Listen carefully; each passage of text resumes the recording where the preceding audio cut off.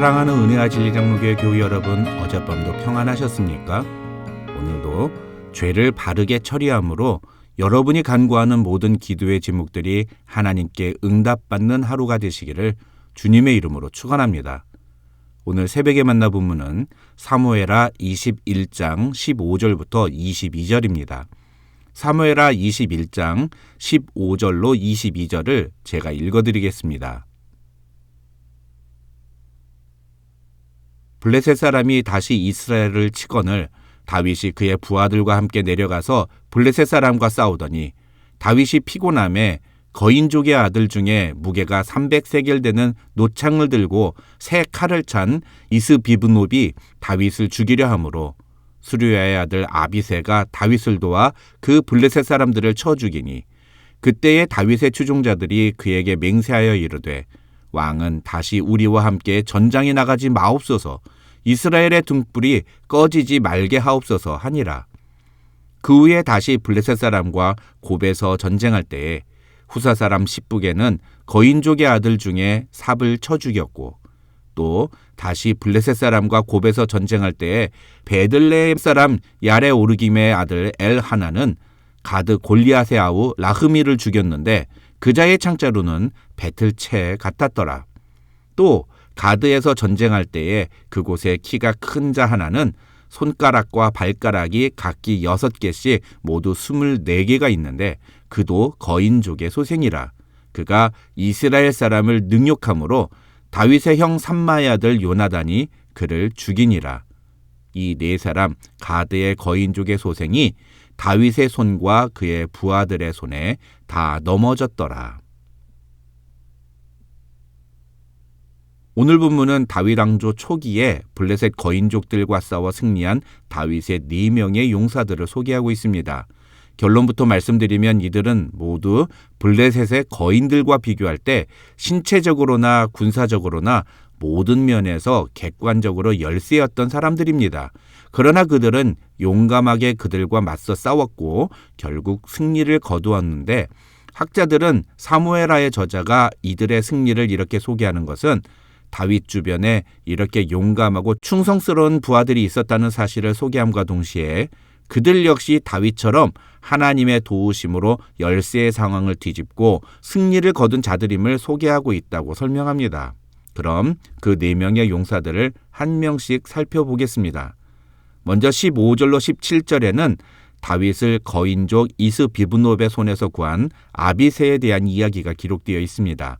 이 사건은 블레셋이 다시 이스라엘을 공격하자 다윗이 부하들과 함께 전장에 나가 블레셋과 전투를 벌였다는 내용으로 시작합니다. 학자들은 사무엘하 5장 17절로 25절에 나오는 전투 이후에 성경에 블레셋은 더 이상 이스라엘에게 위협적인 존재로 등장하지 않는다는 점을 언급하면서 이 15절로 17절에 나오는 전투는 아마도 다윗이 통일 이스라엘의 왕이 된 직후에 있었던 전투인 것으로 추정합니다. 문제는 15절 끝부분을 보면 그 전투에서 무게가 300세겔, 그러니까 약 8파운드 정도 되는 노창을 들고 새 칼을 찬 거인족 용사 이스비브노비 전쟁으로 인해 피곤해진 다윗을 거의 죽일 뻔했다는 것입니다.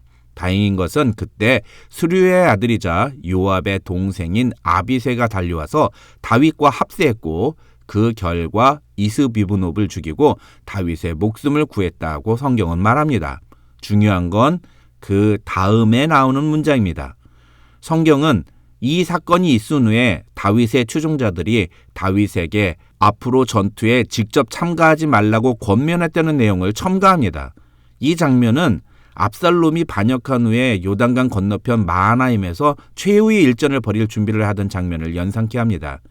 그때도 다윗의 부하들은 다윗 왕에게 왕의 목숨은 우리 1만 명의 목숨보다 훨씬 더 중요하다면서 다윗의 참전을 말린 바 있습니다. 학자들은 그 장면이 바로 오늘 본문의 사건에서 비롯됐다고 주장합니다.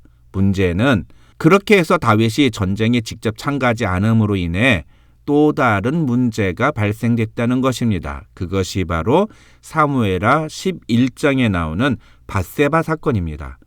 어떻게 보면 다윗의 부하들은 다윗의 목숨을 보존하기 위해서 왕은 앞으로 전투에 직접 참가하지 말라고 신신당부를 했을 것입니다. 그러나 아이러니하게도 그것 때문에 다윗은 돌이킬 수 없는 큰 죄를 저지르고 맙니다. 그리고 그 죄 때문에 다윗은 오랫동안 죄값을 치루어야만 했습니다. 어쨌든 결론적으로 사무엘서의 저자는 이 장면을 통해서 다윗 초기에 있었던 다윗의 부하들은 다윗의 안위를 걱정하며 다윗을 보호하는 충성스러운 부하들이었음을 보여주고 있다고 학자들은 설명합니다. 그 다음 18절에는 후사 사람 십부게가 곱에서 블레셋 사람과 전쟁할 때 거인족의 아들 중에 삽을 쳐 죽인 사건이 기록되어 있습니다. 여기서 곱이라는 지역은 블레셋에 있는 어느 지역을 의미한다고 학자들은 말하는데, 이것은 이스라엘군이 블레셋 진영까지 침투해서 전투를 벌일 만큼 전세가 이스라엘 쪽으로 완전히 기울어져 있었음을 보여주는 증거라고 학자들은 설명합니다. 이 전투에서 후사 사람 십부게는 거인족의 아들인 삽을 쳐 죽입니다. 후사 사람이란 유다 지파에 속한 세라 가문 후사의 자손이란 뜻입니다. 역대상 11장 29절을 보면 이 후사 사람 십부게는 다윗이 인정한 30명의 용사들 중에 한 명이었습니다. 또 역대상 27장 11절을 보면 그는 휘하에 2만 4천 명의 군사를 거느린 장군이었습니다. 오늘 본문에 등장하는 세 번째 용사는 골리앗의 아우인 라흐미를 죽인 야레 오르김의 아들 엘하난입니다. 19절을 보면 엘하난이 가드 골리앗의 아우 라흐미를 죽였는데 그자의 창자루는 배틀째 같았다고 성경은 말합니다. 중요한 건 골리앗의 동생 라흐미 역시 골리앗과 같이 배틀째와 같은 창자루를 들고 있었다는 것입니다.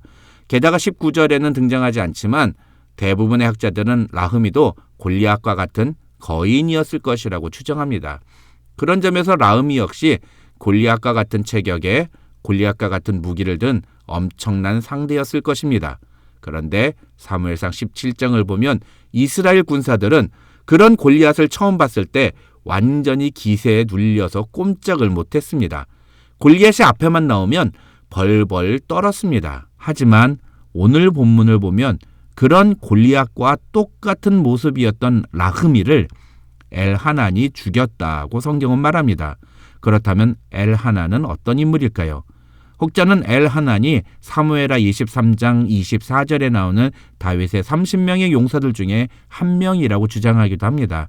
하지만 사무엘하 23장에 나오는 엘하난과 오늘 본문에 나오는 엘하난은 아버지의 이름이 다르다는 점에서 이 둘은 동명이인이라고 보는 견해가 지배적입니다. 그렇다면 오늘 본문에 나오는 야레 오르김의 아들 엘하난은 어떤 사람입니까? 성경에는 그 자료가 전혀 담겨 있지 않습니다. 다시 말해서 이 야레 오르김의 아들 엘하난은 무명의 용사였다는 것입니다.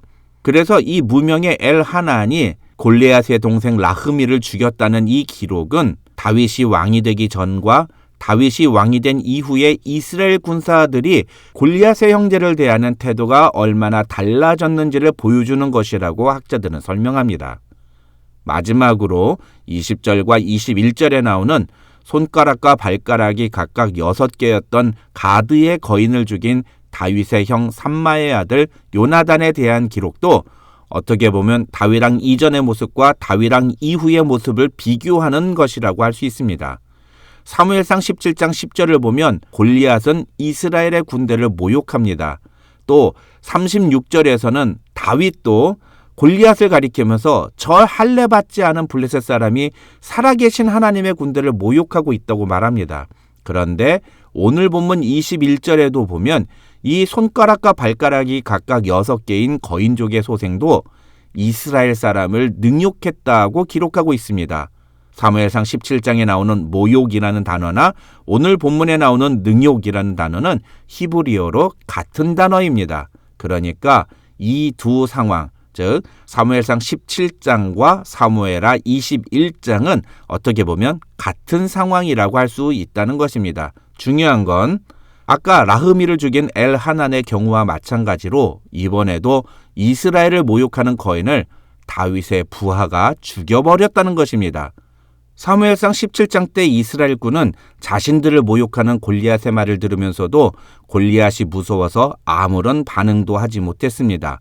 이스라엘군의 군사들을 향해 사울의 개들이라고 조롱하면서 자신 있으면 나와서 나와 1대1로 싸우자는 골리앗의 제안에 침묵했습니다. 하지만 오늘 본문에서 이스라엘은 가만히 있지 않았습니다. 요나단이 나가서 이스라엘 사람을 능욕하는 블레셋의 거인을 죽여버립니다. 이제 이스라엘군은 더 이상 두려움에 벌벌 떠는 그런 비겁한 군인들이 모여있는 집단이 아니라 신체적인 조건으로나 무기로 보나 여러 가지 면에서 자신보다 월등히 뛰어난 상대를 만났지만 그들 앞에 두려워하지 않고 오히려 그들과 담대히 맞서 싸우는 용감한 군사들로 변화되었던 것입니다. 그래서 사무엘서의 저자는 22절에서 이렇게 결론을 짓습니다. 이 네 사람 가드의 거인족의 소생이 다윗의 손과 그의 부하들의 손에 다 넘어졌더라. 사실 오늘 본문을 보면 블레셋의 거인들의 손에는 모두 대단한 무기들이 들려져 있었습니다. 그러나 다윗의 부하들의 손에는 무엇이 들려 있었는지 아무런 언급도 나오지 않습니다. 물론 그렇다고 해서 그들이 맨손으로 거인들을 상대하지는 않았을 것입니다. 그러나 학자들은 사무엘서의 저자가 가드의 거인족의 소생들이 모두 다 다윗의 손과 그의 부하들의 손에 넘어졌다고 표현한 것은 마치 다윗이 골리앗과 맞서 싸울 때 선언했던 것처럼 이번에도 여호와께서 이 네 명의 거인들을 다윗의 부하들의 손에 넘기셨음을 이야기하고 있는 것이라고 설명합니다. 다시 말해서 엄밀히 말하면 이 네 명의 거인들을 죽인 것은 다윗의 부하들이지만 22절에서 사무엘서의 저자가 다윗의 손과 그의 부하들의 손이라는 표현을 함께 사용하고 있는 것은 이 네 명의 다윗의 부하들은 다윗이 골리앗을 죽였을 때와 똑같이 용감한 군사들이며 이들의 승리는 하나님이 허락하신 승리였음을 보여주고 있다는 것입니다. 오늘 하루 저와 여러분도 이 세상에서 우리를 공격하는 사단의 세력이 아무리 거세고 대단해 보여도 능히 그들을 무찌르고 승리하는 주인공들이 되시기를 주님의 이름으로 축원합니다.